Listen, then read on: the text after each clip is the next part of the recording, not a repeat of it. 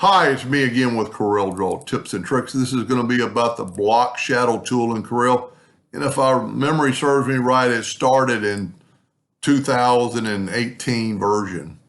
And somebody has 2000 or has X17, which is 2017, and they want to do a block shadow like this. I've done both these, one of them with block shadow, one of them without block shadow.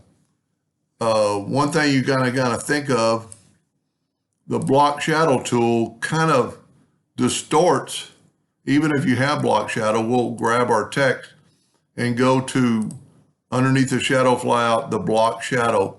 And if you do this, what you need to do to make this work, I have found to put it right on top of the text and then select it all and go up to object and break the drop shadow apart. And then you can move stuff around. I've got it on a 1/4" nudge. So I did that with the block shadow tool, and you can make your shadow whatever dimension you want. But if you don't have block shadow, you can do the same thing. Let's take this text and let's just Control D and make a duplicate and make the other one black.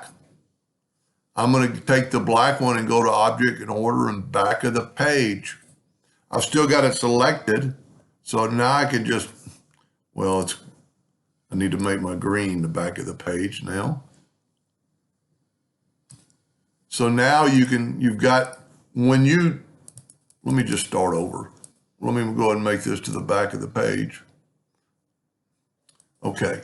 When you take your text and you make it go to the back of page and then take the green box. You know what? Let's just delete the green box.